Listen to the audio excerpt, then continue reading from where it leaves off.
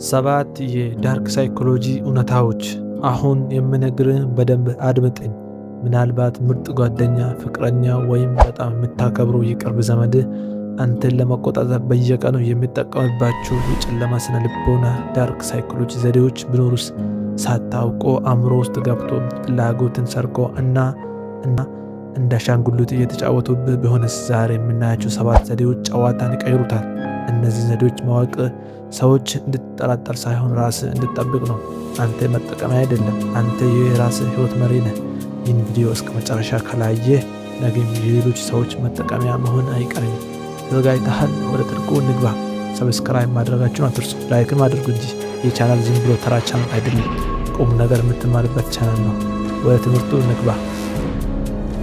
አንደኛና የመጀመሪያው ጋስላይቲንግ ይባላል። እውነትን መጠራጠር። ይህ ዘዴ አንድ ሰው በአይኒ ያየኸውን፣ የሰማከውን፣ የምታውቀውን እውነት አልሆነም ብሎ በማሳመን በራስ አእምሮ ላይ ጥርጣሬ እንዲያድርብህ ማድረግ ነው። ለምሳሌ በፍቅር ግንኙነት ውስጥ እንበል። ፍቅረኛ ሌላ ሰው ጋር ስታወራ በአይኒ አየሃት። ስጠይቃት አረ በፍጹም አንተ ቅዠት ውስጥ ነህ፣ በቃ በጥርጣሬ ልትገለኝ ነው እንዴ? ሕክምና መታየት አለብህ ትልሃለች። አይገርማችሁም? ጥፋተኛ እሷ ሆና ሳለ አንተ ግን በእውነት ተሳስቼ ይሆን እብድ የሆንኩ ነው እንዴ ብለህ እንድታስብ ታደርጋለች። ለዚህ እስር ቤት መፍትሄ እኔ ልንገርህ ዛሬ። ሁልጊዜ ስሜትና ያየውን ነገር ማስታወሻ ያዝ። አንድ ሰው አልሆነም ስላለ ብቻ አትመን፣ በራስ መታመንን ገንባ። ሁለተኛ ፍቅርን መንፈግ ላፍ ውስድረው ይሉታል። በስሜት መቅጣት።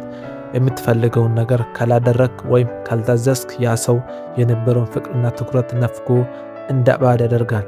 ለምሳሌ በቤተሰብ ውስጥ ወላጆች ይህን ካላደረክ ልጅ አይደለህም ወይም አላናግርህም ብሎ ዝምታ እንደ ቅጣት ሲጠቀሙ፣ ወይም ጓደኛ የፈለግከውን ነገር ካልሰጠከው በድንገት ስልክን ማንሳት ሲያቆም እና ኢግኖር ሲያደርግህ፣ ይህ አንተን በጭንቀት ውስጥ ጥሎ ምንም ይሁን ምንም እታዘዛለሁ እንድትል ያስገድዳል። ለዚህ ዳርክ ሳይኮሎጂ መፍትሄው ልንገርህ፣ በደንብ ስማኝ። የሰዎች ዝምታ ወይም መራቅ ሊያስፈራ አይገባም። ለእኔ ያለው ፍቅር በሁኔታዎች ላይ የተመሰረተ ከሆነ እውነተኛ ፍቅር አይደለም ብለህ ራስን አሳምን። ሶስተኛ የጥፋተኝነት ስሜት መጫን ጉልት ትሪፒንግ። አንተን መቆጣጠር ሲፈልጉ ላደረጉልህ ትናንሽ ውለታዎች አንተን የዕዳ ሸክም እንዳለብህ እንድሰማ ማድረግ ነው። ለምሳሌ አንድ ዘመድ እኔ እኮ ያነ እንዲህ አድርጌልህ ነበር አሁን ግን ራሳን እያለ ሁልጊዜ የማይመጥን ጥያቄ ስጠይቅ፣ በስራ ቦታ ደግሞ እኔ እኮ ላንተ ብዬ ከኃላፊው ጋር አልቻለሁ ብሎ ካንተ የማይሆን ነገር ሲጠብቅ፣ በዚች ቅጽበት ኮንትሮል ተደርገሃል ማለት ነው። መፍትሄው ምንድን ነው? ውለታና ግዴታ ለይተህ ወቅ። ያለፈ ውለታ ዛሬ ለምትጠየቅ ስህተት ወይም ለሚደረግ ብዝበዛ ፍቃድ አይሆንም። አመሰግናለሁ ግን ይሄ ማድረግ አልችልም ማለት ልመድ። አራተኛ ላፍ ቦምቢንግ፣ በፍቅር መደለል። ገና በማናውቃቸው ጥቂት ቀናት ውስጥ ከመጠን በላይ ፍቅር፣ ስጦታና ምስጋና በማሽቃበጥ መከላከያን እንዲወርድ ማድረግ።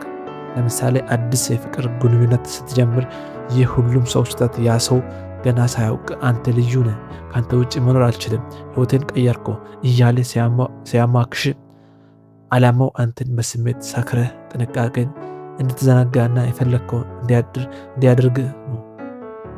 መፍትሄው የሚገርም ፍጥነት ያለው ግንኙነት ሲያጋጥም ቆም ብለህ ያስብ። እውነተኛ ግንኙነት ጊዜ ይፈልጋል። ከመጠን በላይ ፐርፌክት የሚመስል ነገር ጥርጣሬ ይኖራል። አምስተኛ በዝምታ ማሰቃያት። አለመግባባት ሲፈጠር ችግሩን ከመፍታት ይልቅ ሙሉ በሙሉ ዝም ማለት፣ አንተ እንድትለምንና ይቅርታ እንድትጠይቅ ማድረግ። ለምሳሌ ባለቤት ወይም ጓደኛ ጥፋቱ የሱ ሆኖ ሳለ ለአንድ ሳምንት ሳይሰድብም ሳይመታም ብቻ አፍኖ ይዛል። ያ ዝምታ ደግሞ ከጨዋት በላይ ያመሃል። በመጨረሻም ብቻ ያናገረኝ እንጂ እኔው ልለምነው እንድትል ያደርጋል። መፍትሄው ሰውየው ዝም ስል አንተን በራስህ ስራ ተጣመድ። የሰውን ዝምታ እንደ መሳሪያ እንድጠቀምበት አትፍቀድላት። ስረጋጋ እንደምትነጋገሩ ነገረው፣ ራቅ በል።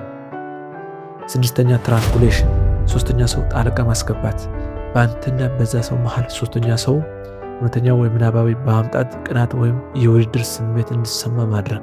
ለምሳሌ አለቃ እገሌ እኮ ካንተ በተሻለ እየሰራ ነው፣ እሱም ባደረገው ይሻል ነበር እያለ ካንተ ጋር እንዲቃረር ሲያደርግ፣ ወይም ፍቅረኛ ስለ ኤክስ ፍቅረኛዋ ጥሩነት እየነገረች ካንተ ጋር ስታወዳድር ዓላማው አንተ ዝቅ ብለህ እንድትታይና እሷን ለማስደሰት እንድትሮጥና እንድትጋጋጥ ነው። መፍትሄው ምንድነው? ከማንም ጋር አትወዳደር። እኔ የራሴ ማንነት አለኝ፣ ከሌላ ሰው ጋር አታወዳድርን ብለህ ድንበርን አሳወቅ።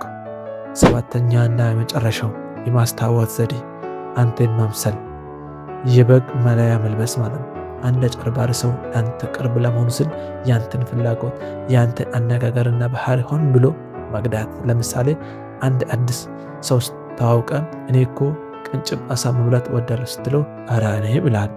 ልክ እንደኔ ነው ይልሃል። እግር ኳስ አልወድም ስትለው እኔም እኮ አልወድም ይልሃል። ሁሉም ነገር አንተ ስለሚመስል የነፍስ ጓደኛ ነው ብለህ እንድታምን ያደርጋል። ካመንኮ በኋላ ግን ማንነቱን ይቀይራል። እዛን ምን ማድረግ አለብህ? ሰውየው ከአንተ የተለየ ሀሳብ ሲኖረው ምን እንደሚሰማው ተመልከት። ሁሉ ጊዜ ከአንተ ጋር የሚስማማ ሰው ካለ በጥንቃቄ መርምሮ። ጓደኞቼ፣ ጨለማ ስነ ልቦና ዘዴዎች በየቦታ አሉ። እነዚህን ዘዴዎች ማወቅ ሰዎች እንድትጠረጠር ሳይሆን ራስህ እንድትጠብቅ ነው። ከአንተ መጠመቅ አይደለም። እሺ፣ አንተ ራስህ ህይወት መሪ ነህ።